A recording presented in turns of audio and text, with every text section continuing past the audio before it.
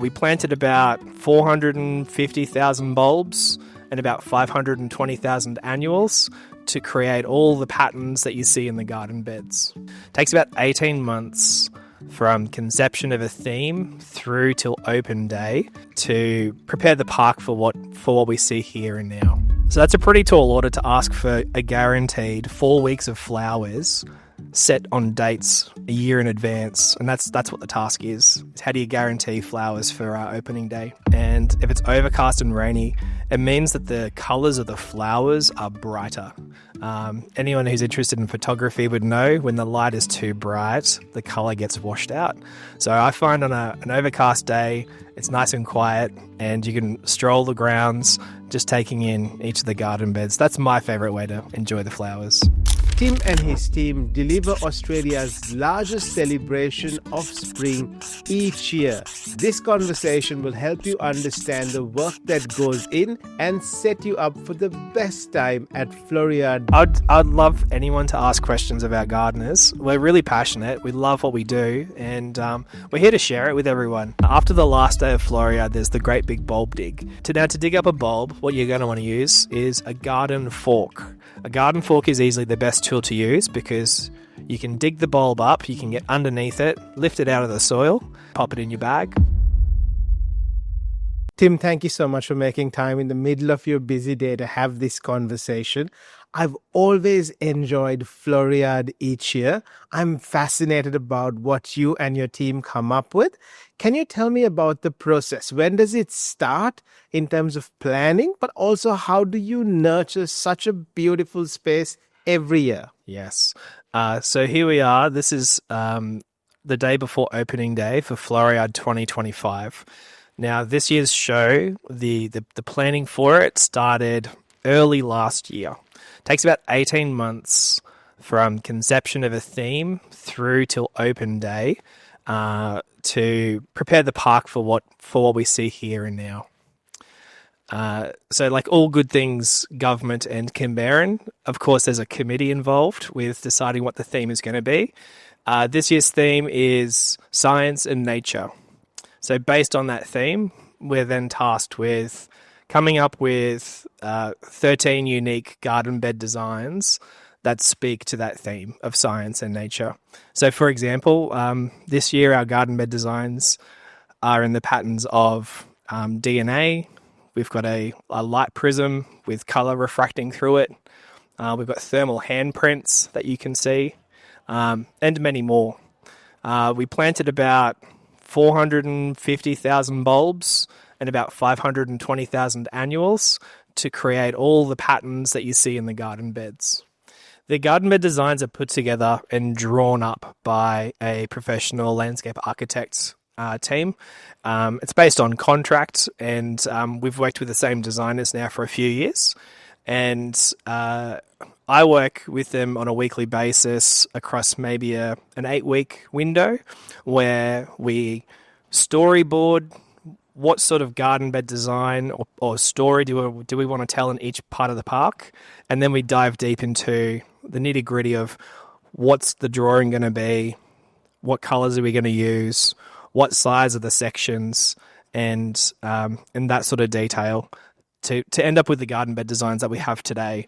So across an 8-week period, all the beds are drawn up, and then the next technical step after that is counting out and working out all the colours and how many bulbs and annuals we need to create those colours for those shapes. Floriade is about a 4-week celebration of the best of spring. How do you ensure that the flowers bloom in sequence so that whenever the guests come in, they can still enjoy the best of Floriade and they still can enjoy the vibrance of the flowers you've got out there? So that's a pretty tall order to ask for a guaranteed 4 weeks of flowers set on dates a year in advance. And that's what the task is how do you guarantee flowers for our opening day? We do that in a very considered and risk-managed way by planting a great wide variety of bulbs that we know that reliably flower across maybe a 6-week window in Canberra's spring. But Canberra has fluctuating weather, right? We can have a very cold winter and a very late start to spring. Or we can have a very mild winter, and sometimes spring arrives and it's cranking hot very early. So there's two approaches we take to guarantee we have flowers. We use early, mid, and late blooming varieties of tulips and jonquils and daffodils, which means our gardens evolve over the 4 weeks of our show. What's open on open day finishes up. Most flowers last about 10 to 14 days. But by the end of the show, the whole grounds have changed, really. The colour palette's shifted. And then the other insurance policy we take out is an annual planting underneath to make sure that we've always got colour, a baseline of colour under every display.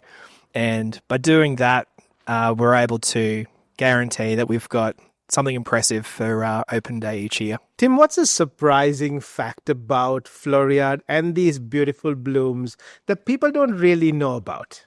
Looking after our flowers, our annuals and our bulbs, we actually use the health of the annuals as an indicator of the moisture level in the potting mix. This will get a little bit technical, but basically, because the bulbs sit underneath all of our annuals, when we irrigate, we're really watering to keep the annuals on top alive. The bulbs underneath will have ample moisture because water moves down through the soil profile. Plants need to go through a wet-dry cycle for their roots to stretch. If they stay wet, they can develop fungal issues. So something that our team do when we are setting our irrigation schedule is not to have anything on automatic, but we're always checking the health of the annuals and the moisture level in the surface layer before applying water to the garden beds.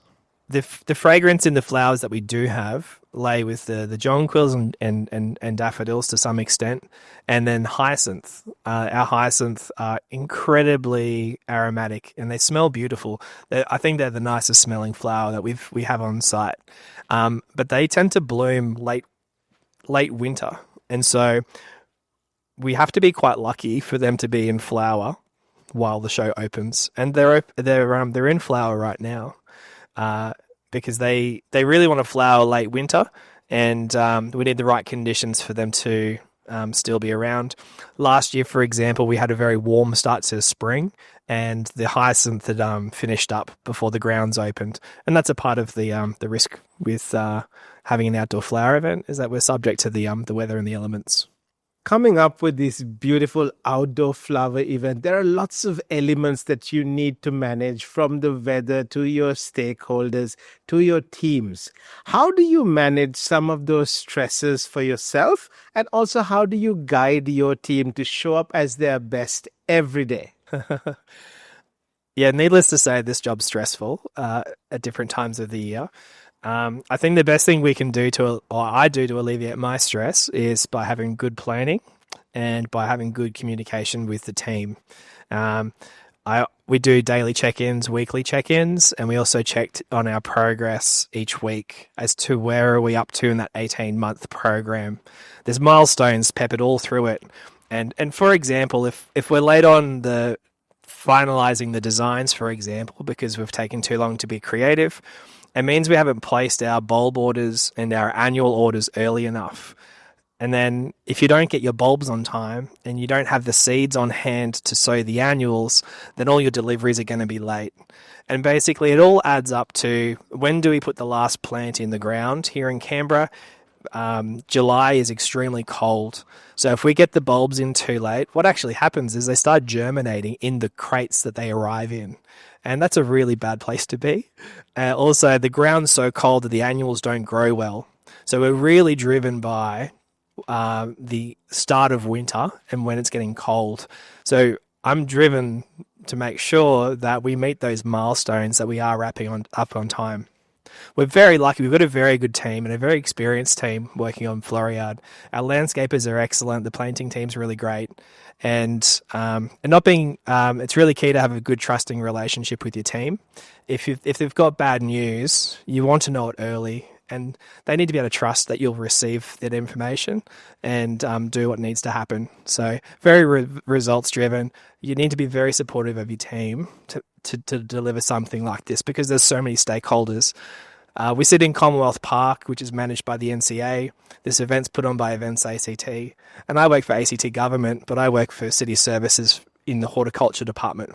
So this site is covered in stakeholders, and it's a much-loved event. So you really need to be flexible and have good communication and good working relationships with everyone to deliver an event like this. With a diverse range of stakeholders and teams helping you bring this beautiful event to life, what are some of those strategies you use to make sure that the teams understand each other, the different moving parts of the puzzle, and they can collaboratively deliver something beautiful? I think it's approaching conversations with a level of respect that everyone is an expert in their own space. And trying to give people what they need to achieve what they need to achieve. It's about cooperation. In a shared space like this, you need to be a bit flexible. You need to understand when can I give a little bit more to this person if they need it, if they're asking me for it, because it usually comes back to you tenfold. So being cooperative, being understanding. It's challenging at times when you get some bad news that something hasn't worked out the way you were hoping for, but communicating early, communicating clearly, a lot of site meetings, trying to set expectations and managing expectations, and then following through. And it's very important for you to follow through and do what you say you're going to do because people are counting on you. So if you're going to change the plans, you need to do your due diligence to let everyone else know because your piece of work impacts their piece of work and vice versa. So yeah, you can't be selfish in this type of working environment. You really have to be thoughtful and considerate of other people and communicate. For someone walking through Floriade for the first time, what's one of the best ways to enjoy the flowers and what's the path you recommend that they take? My personal favorite way is to visit the grounds on a rainy day during the week. When the grounds are a little bit quieter and if it's overcast and rainy, it means that the colours of the flowers are brighter. Anyone who's interested in photography would know when the light is too bright, the colour gets washed out.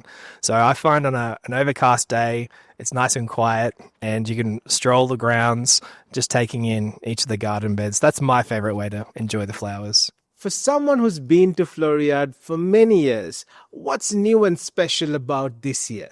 I think you need to come see this year's show to have a look at our new garden designs around science and nature. I think one of the most amazing things about Floriade is getting to enjoy gardens on this scale.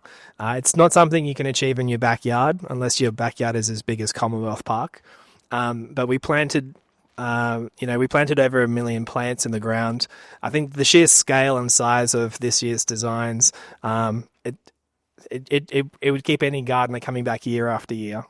For those beautiful visitors that are walking through Floriade, what's some of the best ways to enjoy and experience the flowers? I've seen people getting down low to actually look at the flowers at eye level and also enjoy the beautiful designs while riding on the Ferris wheel. What are some of your recommendations? When we design these garden beds, we have it with the viewer's eye in mind. And so this is something I've been talking to the designers about, that people aren't viewing our garden beds from above, bird's eye view. They are viewing the garden beds from about 1.5 meters off the ground and just in front of. So really what you're taking in is about 5 meters immediately around you. So it's from even the design stage that we have that in mind, is how are our visitors viewing these garden beds? Most of our garden beds have either paths through them or you can view them 360 degrees. So it's really about exploring the space and finding your own best sightline. I love walking through the grounds. I do daily tours with the public and I'm seeing new things every day when I walk through. And it's a real treat to discover. So I think just cruising the grounds at your own speed and taking in the gardens is the best way to enjoy any garden. For our young people that are walking through Floriade, or for anyone who has a question they want to ask, is it convenient for them to stop one of your team members and ask a question? Is that something you encourage guests to do? Yeah, I'd love anyone to ask questions about gardeners. We're really passionate. We love what we do, and we're here to share it with everyone. And we don't know everything as well. I mean, during my experience with garden tours with the public, I meet people who have worked with bulbs for decades.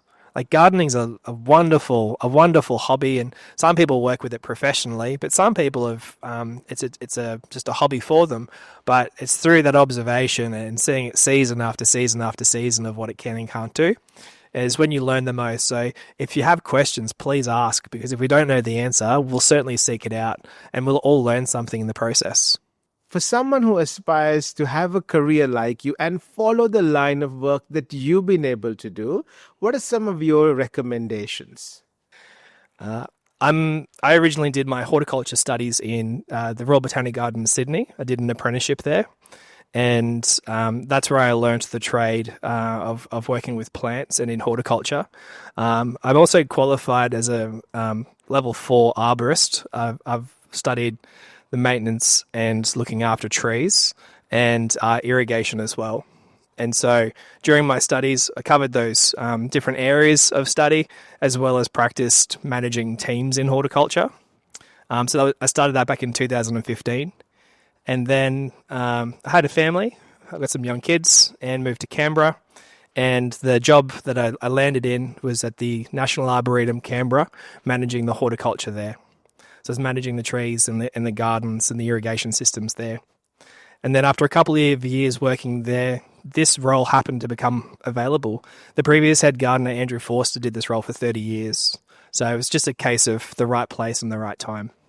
But being relatively new to Canberra, I had no idea what Floriade was and what it meant to locals. And I've since learned it's dearly loved by locals. And it's an amazing event, and there's nothing else like it. So I was mature age when I started my apprenticeship. I think I was 25 when I started. My previous career was in sales and in call centres. I didn't find the work particularly rewarding, and I had a bit of a wake-up moment thinking, what do I want to do with my career? I always liked science. The natural sciences had always interested me, and then I found out that I could actually do an apprenticeship in horticulture. I could learn 1 day per week in the classroom, and then the other 4 days per week I could be out in the field learning the trade. And so that's exactly what I did. I applied for an apprenticeship. So for anyone who's interested in pursuing a career in horticulture, I'd suggest that you look for an opportunity to do an apprenticeship. ACT Government, we hire 2 to 3 apprentices every single year in horticulture. In fact, most of my team members that work on this show with me throughout the year are horticultural apprentices. And that gives you a great foundation to learning about horticulture, the sciences, and you come out with a qualification and a permanent position in horticulture, which is great. Tell me about the bulb dig up, the great bulb dig up, because that triggers lots of excitement when people rush in the day after Floriade. Tell me about how they can get the best of the bulb dig up and how they can have these beautiful tulips now growing in their backyards. So after the last day of Floriade, there's the great big bulb dig, and the public are invited to site. You purchase a bag. You can buy it in advance from the information marquee on site or the Floriade shop, and you can dig up bulbs, fill the bag, and the money is donated to charity. I think the bags are $20 a piece. To dig up a bulb, what you're going to want to use is a garden fork. A garden fork is easily the best tool to use because you can dig the bulb up, you can get underneath it, lift it out of the soil without taking all the soil with you. You can dust it off and pop it in your bag. Now, once a tulip is finished flowering, it wants to live longer. It'll naturally brown off and go dormant midsummer. So Floriade finishes up in October, but it really wants to keep growing till about December.